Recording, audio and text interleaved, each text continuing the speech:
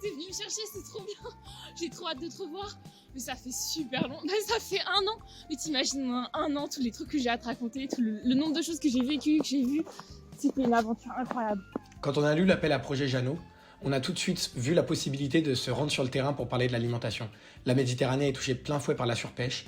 On s'est dit qu'on allait pouvoir aller directement parler avec les pêcheurs concernés et travailler avec une association comme Planète Mer afin de mener une étude en sciences sociales et halieutiques qui fera avancer la recherche. Quand on pense à l'alimentation, il y a la pêche. Et donc on s'est d'abord intéressé à la qualité de l'eau.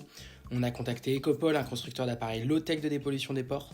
Ils ont accepté de nous en prêter un, c'était génial, on l'a promené partout avec nous et on allait analyser plein de déchets. Ce truc enlève tout, c'est juste incroyable, les microplastiques, les hydrocarbures, les gros déchets, on enlève tout. Ensuite on les triait, on identifiait les sources et on allait chercher des solutions. Afin de sensibiliser à une consommation et à une alimentation durable, nous avons été à la rencontre des gens sur les réseaux sociaux, mais aussi localement des producteurs et des consommateurs, avec comme objectif de proposer des solutions simples et activables à notre échelle. Juillet 2025. Ça y est, c'est déjà la fin de l'aventure. C'était incroyable. Surtout le dernier mois quand on a sillonné les côtes françaises pour partager notre expérience dans les collèges, les lycées et les maisons de quartier. On leur a parlé de notre projet, de la pêche, de l'importance de l'océan et comment le protéger.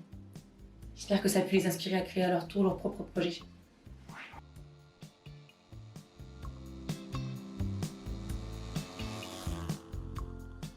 T'as pris des photos un peu? Plein, des photos, des vidéos. Enfin, je te les montrerai. Et tu nous suivais pas sur les réseaux? On a publié partout, et sur tous les formats en plus. On a fait des podcasts, des shootings en drone. Bon, évidemment, le principal, c'est les souvenirs. Mais partager notre quotidien et puis nos projets, c'était une belle manière de vivre le voyage avec nos partenaires et tous nos proches. Ah, c'était une folle aventure humaine. Je suis en train de monter la vidéo souvenir. Quand on est parti, on s'est dit qu'on voulait avant tout faire appel à la volonté des gens. Pour nous, le changement commence par des actions concrètes et à notre échelle. Donc on s'est dit qu'on allait émerveiller et en mettre plein la vue de tous ceux qu'on croisait. On voulait leur montrer que consommer local, c'est pas seulement écolo, c'est aussi un privilège qu'on a eu tendance à négliger et c'est pas aussi inaccessible que ce qu'on pense.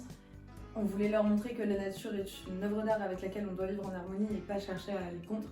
Réunir les gens autour d'une cause qui nous touche tous comme celle-là, c'est ce genre d'impact social qu'on avait envie d'avoir.